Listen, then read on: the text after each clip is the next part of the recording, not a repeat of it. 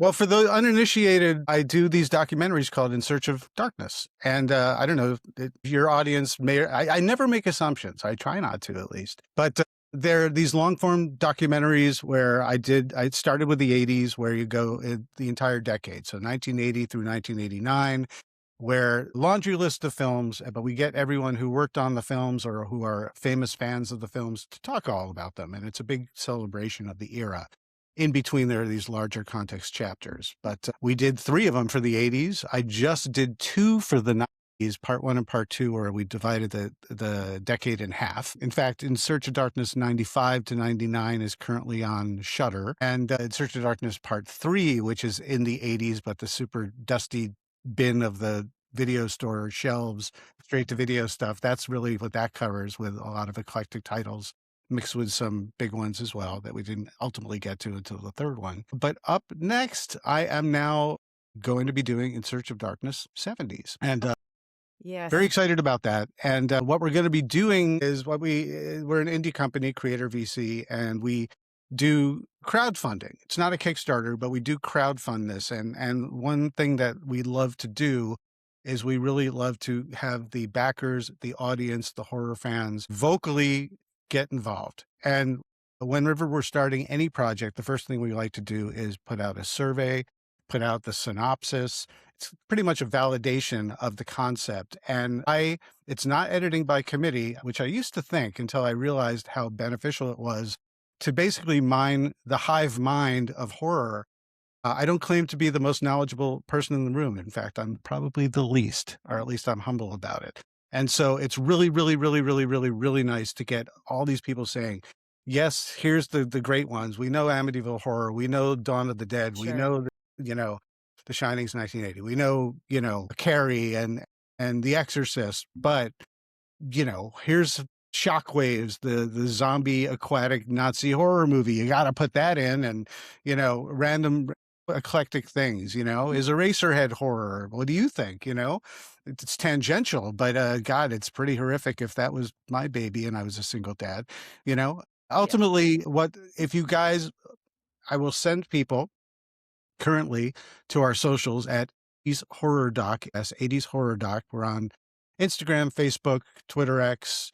We're even on Blue Sky, even though it's a bit crickets there for us, not on Blue Sky. And find us, and you'll find links to be able to fill out the survey. And I'd love to hear from everyone and share the ideas of what your favorite 70s horror movies are, but also if you have ideas for chapters that you really, really would like to see. I list a bunch of potential chapters and what they would be about, but you guys ultimately get to vote for it. And I look and see what people, I thought there's one chapter, and I won't name check it, but there's one chapter I put in that I'm like, you gotta have that in there. And some of the people on my staff were like, well, is that really horror? And I'm like, it's a 70s staple for me. It's gotta be in there. Well, I will now know if you say this is one of my favorite chapters that I hope you do. I'll have the proof in the pudding with the little pie chart and the little, the results of the survey.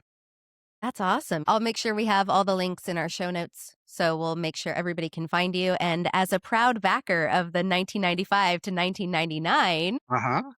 I did back that, and I'm really excited to watch it. Thank you.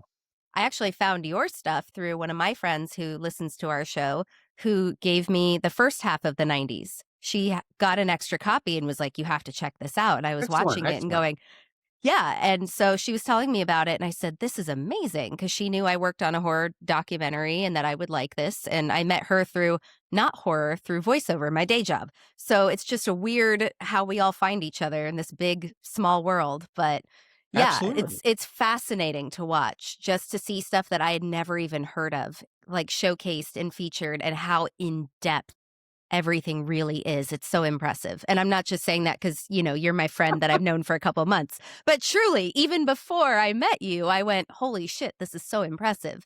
And how in depth everything is. It's Thank it's you. incredible. Thank you. I also want to say real Absolutely. quick before I forget, if you have Tubi, which everyone does, you can get the first Love In Search of Tubi. Darkness. That's on there. And also I did one for 80s sci-fi, and that's called In Search of Tomorrow.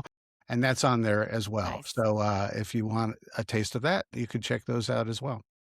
I want to check that out, because that Yeah, In seems like Search it's of going to be incredible. Tomorrow.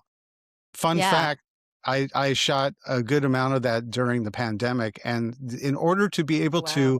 to sit with to get the job done, to sit with talent, but also, a lot of the talent is getting older. It doesn't matter what age you are, but, they were getting older, and I just did not wanna put anyone in jeopardy. So we shot a lot outside in my backyard because it was the Wow. Yeah. was the only environment where I could control the environment and I could use it anytime I wanted, and the sound in my neighborhood is not too I had to battle tweeting birds and occasional car going by. But for the most Oh, part, yeah.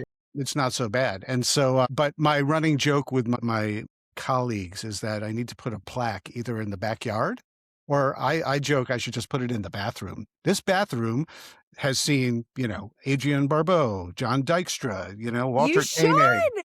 you know, Will Wheaton, Alex Winter, they've all used my toilet. That's incredible. That's a golden toilet right there. Exactly. You That's can pretty expense good. that, can't you? Yeah. Yeah. You can expense that.